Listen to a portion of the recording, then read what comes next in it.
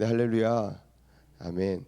오늘 우리가 읽은 본문 11장은 왕이 된 사울이 밭에서 소를 몰고 있음을 우리에게 보여주고 있습니다. 이 모습은 꼭 예수님의 제자들이 부활한 예수님을 만났음에도 불구하고 베드로를 주축으로 하여 다시 어부가 된 제자들의 모습과 비슷합니다. 오늘 본문 또한 정작 사울은 왕으로 세움을 받았지만 그는 자신의 고향 땅으로 돌아가 밭에서 소를 몰고 있습니다. 우리들이 생각하는 내 왕의 모습과는 너무나도 다르지 않습니까? 하지만 오늘 본문에서 하나님의 영이 사울을 두 번째로 감동시키고 있는 것을 볼 수 있습니다. 그리고 백성들 또한 감동시키자 놀라운 일들이 벌어집니다. 예수님의 제자들 또한 예수님이 말씀하신 성령님께서 공식적으로 내려오자 이들은 놀라운 복음의 능력을 경험하게 되고 복음을 선포하게 됩니다. 오늘 본문에서 우리에게 분명하게 말씀하고 있는 것은 이스라엘의 회복은 인간과 사울에게 있는 것이 아니라 하나님의 영이 그들과 함께하기 때문에 전쟁에서 승리한 이스라엘을 보게 됩니다. 그리고 오늘 사울의 모습 속에서 성경 인물 중 삼손의 모습 또한 보게 되는데요. 하나님의 영이 그와 함께하기 때문에 삼손이 블레셋 사람들을 무찌를 수 있는 것처럼 삼손의 힘은 머리카락이 아닌 바로 하나님으로부터 나왔습니다. 오늘 본문을 통해 우리의 공동체의 능력은 우리부터 나오는 것이 아니라 우리 모두 한 사람 한 사람이 성령님의 충만함을 받게 되었을 때 우리의 공동체가, 우리의 교회가 회복되어지고 하나님의 놀라운 일에 동참하게 됨을 기억하길 소망합니다. 오늘 본문은 세 부분으로 나눌 수 있을 것 같습니다. 첫 번째는 1절에서 3절 말씀입니다. 이웃나라 암몬이 이스라엘을 모욕합니다. 1절에 암몬 사람 나하스가 길르앗 야베스에 진을 쳤다라고 기록이 되어 있습니다. 이것은 이웃나라 암몬 왕이 길르앗 야베스를 포위했음을 말하고 있는 것입니다. 그러자 이스라엘 야베스 지역 사람들은 그들을 두려워하여 싸움보다는 화친을 요청합니다. 1절 하반절 말씀을 보시겠습니다. 우리와 연약하자, 그리하면 우리가 너를 섬기리라 하니. 네, 그러자 암몬 사람들은 이스라엘의 야베스 지역 사람들에게 모욕을 합니다.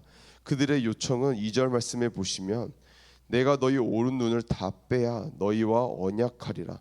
내가 온 이스라엘을 이같이 모욕하리라 라는 것입니다. 네, 어떤 학자 해석에 의하면 그 당시 전쟁에서 가장 기본적인 무기가 두 가지 정도 있었습니다. 하나는 방어용 방패와 다른 한 가지는 공격형 칼과 창이었습니다. 하지만 왼손으로 방패를 들게 되면 왼쪽 눈은 방패에 가리게 되어서 오른쪽 눈이 매우 중요했습니다. 그런데 그 오른쪽 눈을 빼라고 하는 것은 이스라엘 백성들로 하여금 전쟁의 불구자로 만들려고 했던 것입니다. 그래서 성경은 2절에서 이것을 분명한 이스라엘을 향한 그리고 하나님을 향한 모욕이다라고 성경은 말씀하고 있습니다. 하지만 너무나 마음이 아픈 것은 이 이스라엘 백성들의 반응입니다. 3절 말씀을 보시겠습니다. 야베스 장로들이 그에게 이르되 우리에게 이래 동안 말미를 주어 우리가 이스라엘 온 지역에 전령들을 보내게 하라. 만일 우리를 구원할 자가 없으면 내게 나아가리라 하니라. 야베스 지역의 리더가 되는 이 장로들이 그들을 찾아가 7일 동안 기회를 달라고 간청을 합니다. 이스라엘 장로들은 그들의 눈치를 보며 그들과 상대할 수 있는 자가 없게 되면 그들이 원하는 대로 하겠다라고 고백을 합니다. 이 얼마나 비굴한 모습입니까? 이러한 태도는 이들이 하나님을 인지하지 못하기 때문에, 하나님을 신뢰하지 못하기 때문에 온 태도입니다. 하나님이 함께 하심이 그들에게는 현실이 아닙니다. 그들은 하나님과 충만함이 아닌 인간의 충만함으로 그들의 비참한 현실만 보일 뿐입니다. 그래서 이스라엘 사람들은 암몬이 하나님을 모욕하고 있음에도 불구하고 그들은 그것을 보지 못하고 있습니다. 네, 오늘 본문 첫 번째 부분은 암몬이 이스라엘, 즉 하나님을 모욕한 내용입니다. 두 번째 부분은 하나님의 영으로 인해 전쟁에서 이스라엘 백성들은 승리를 하게 됩니다. 네, 4절에서 5절 말씀을 보시면 이 안 좋은 소식을 고향인 자신의 밭에서 소를 몰고 있는 사울 왕에게 전달합니다. 사울은 왕임에도 불구하고 밭에서 소를 몰고 있는 상태입니다. 이것은 우리에게 두 가지를 말해줍니다. 첫 번째는 아직 이스라엘 백성들은 왕권 체제가 잡히지 않았습니다. 이들은 왕이 무엇을 해야 되고 백성들은 무엇을 해야 되고 조직 구성을 하지 못한 자들입니다. 그래서 결국 이들은 그들의 현 위치를 보지 못한 채 주변 나라의 왕권 체제가 좋아 보여 그냥 그것을 요구했던 것입니다. 이들은 왕만 뽑아 놓으면 그 왕이 그들을 위해 앞에 나가서 싸워줄 줄 알았습니다. 그래서 8장 20절 말씀을 보시게 되면 이스라엘 백성들이 우리도 다른 나라와 같이 되어 우리의 왕이 우리를 다스리며 우리 앞에 나가서 우리의 싸움을 싸워야 할 것이다 라고 고백을 하고 있습니다. 이들의 모습은요, 꼭 유치원생이 본인이 운전을 할 수 있다고 부모님의 차키를 달라고 떼쓰는 모습과 동일합니다. 사울은 5절에서 백성들의 울음소리를 듣게 됩니다. 그리고 사울 왕은 나와서 왕의 만행을 알게 되었습니다. 그러자 6절에서 사울에게 하나님의 영이 크게 감동됩니다. 사울은 두 번째로 하나님의 영을 경험하게 됩니다. 첫 번째는 10장에서 하나님의 영을 경험하게 되는데요. 그때 사무엘이 사울에게 하나님의 기회를 따라 행동하라라고 말을 전했지만 사울은 그 당시 그 지역 블레셋 수비대가 있었고 하나님의 영을 경험했음에도 불구하고 그들과 싸우지 않았습니다. 하지만 하나님께서 두 번째로 다시 한번 사울에게 하나님의 영을 허락해 줍니다. 이것은 왠지 하나님께서 사사들에게 특별히 삼손에게 하나님의 영을 허락하실 때와 비슷한 상황입니다. 사울은 하나님의 영으로 거룩한 분노를 가지게 됩니다. 이 분노는 나중에 다윗이 골리앗에게 품었던 분노였습니다. 그래서 7절에 사울 왕은 소를 잡고 각을 뜨고 전령들을 통해서 이스라엘 지파 사람들에게 각을 뜬 소의 부위들을 보냈습니다.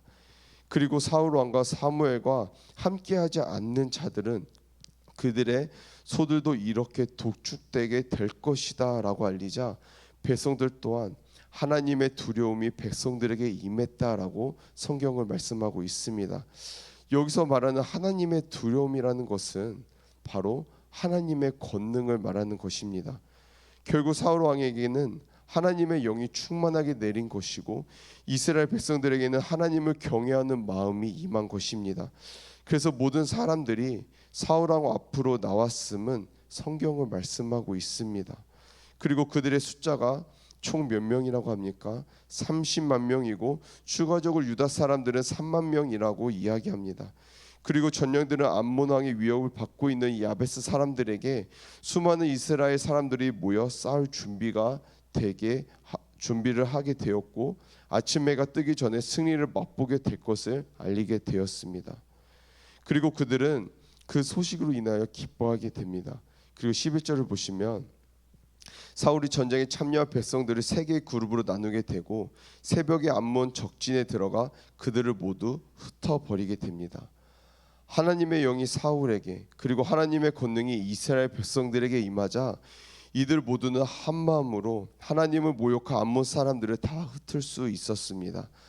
여러분 반드시 우리가 기억했으면 좋겠습니다. 이 모든 것이 사울 왕 때문이 아니라 바로 하나님의 영으로 인해 이들이 승리할 수 있었던 것입니다. 이번엔 세 번째를 살펴보겠습니다. 11절 말씀을 보시면요. 전쟁에서 승리하자 이들은 사울 왕이 되었을 때에 사울 왕을 반대했던 사람들을 찾습니다. 그리고 그들을 처단하려고 합니다. 하지만 사울 왕은 오늘 이 날은 전쟁에서 승리한 이 날은 여호와께서 이스라엘에게 구원을 베푸셨으므로 그들을 죽이지 못한다라고 말씀합니다. 그리고 사무엘이 백성들에게 길갈로 가서 이스라엘을 새롭게 해야 함을 선포하는데 14절 말씀을 보시겠습니다. 사무엘이 백성에게 이르되 오라 우리가 길갈로 가서 나라를 새롭게 하자라고 선포합니다. 그러자 이어지는 말씀을 보시면 15절 말씀입니다. 모든 백성이 길갈로 가서 거기서 여호와 앞에서 사울 왕으로 삼고 길갈에서 여호와 앞에 화목제를 드리고, 화목제사는 음식을 나눌 수가 있습니다. 그래서 축제 속에서 기뻐하게 되는 것을 성경은 말씀해 줍니다. 이 세 번째 본문을 통해서 우리가 기억해야 될 것은 사무엘이 나라를 새롭게 하자라고 선포한 것입니다. 이것은 사울이 하나님의 영을 처음 경험했을 때 새로운 사람이 되었다라는 것과 연결이 됩니다. 나를 새롭게 한다라는 것은 사울 왕을 중심으로 나라를 새롭게 하자는 것이 아닙니다. 인간 왕이 그들에게 있던 없던 하나님의 중심으로 다시 나라를 새롭게 하자라는 것입니다. 그리고 사울 왕도 새롭게 한다라는 것은 본인이 온전한 왕이 아니라 하나님의 청지기로서의 왕의 역할을 감당하는 자임을, 온전한 왕은 하나님 됨을 다시금 새롭게 기억해야 된다는 것입니다. 그리고 우리가 기억해야 할 것은 전쟁에서 승리를 얻은 기브아 지역입니다. 여러분, 사사기 마지막 부분에 여성 토막 살인 사건이 나옵니다. 그 사건이 오늘 전쟁에서 승리를 거둔 기브아 지역입니다. 기브아 지역 불량배가 레위인 아내를 새벽까지 겁탈한 사건과 연결해 볼 수 있습니다. 사사기 끝부분에 등장한 기브아 사건 지역은 이스라엘 지파의 분열을 상징합니다. 하지만 오늘 기브아 지역의 전쟁의 승리는 그들의 새롭게 됨을 상징하고 있습니다. 이것은 하나님의 영의 중요성을 강조하고 있는 것입니다. 이들은 하나님의 영으로 새롭게 되었습니다. 여러분, 오늘 본문은 하나님의 영을 강조하고 있습니다. 지금 저와 여러분이 살고 있는 시대는요, 성령님의 시대입니다. 이 시대는 세상의 악함으로 인해 교회가 욕을 먹고 심한 타격을 받고 있습니다. 여러분, 우리가 함께 회복해야 합니다. 오늘 본문은 회복의 방향을 분명하게 우리에게 알려주고 있습니다. 그래서 우리는 하나님의 영으로 충만해져야 합니다. 성령으로 충만해져야 한다는 것입니다. 이 성령 충만하다는 것은 바로 말씀에 통제받는 삶입니다. 내가 말씀의 통치를 받아 순종함으로 하나님의 말씀이 내 삶에서 이루어지는 것을 경험하는 것이 성령 충만입니다. 성령 충만은 사람을 드러내지 않습니다. 오직 하나님만을 드러냅니다. 성령 충만은 인간을 드러내지 않습니다. 하지만 성령 충만은 하나님의 놀라운 일을 드러냅니다. 사람 충만은 상처만을 주고 성령 충만은 용서와 회복을 가져다 줍니다. 내가 성경 말씀의 통치를 받을 때, 나의 삶에 나의 왕권을 내어 드릴 때 비로소 우리는 성령 충만하게 되는 것입니다. 성도 여러분, 오늘 하루를 살아가실 때 하나님의 말씀에 순종하심으로 하나님께서 행하신 놀라운 일을 기대하며 살아가시는 저와 우리 사랑하는 성도님들이 되시길 간절히 소망합니다. 아멘. 기도하시겠습니다. 하나님 아버지, 감사합니다. 하나님께서 우리의 아버지가 되어주시고 우리가 그 거룩하신 하나님의 백성으로, 그리고 자녀로 이 땅을 살아가게 해주셔서 감사합니다. 오늘 하루 살아갈 때 하나님의 자녀답게, 거룩한 주의 백성답게, 삶의 작은 일에도 정결함으로 하나님 앞에서 생각하고 말하고 행할 수 있는 주의 복된 백성으로 살아가게 도와주시옵소서. 예수님의 이름으로 기도드립니다. 아멘.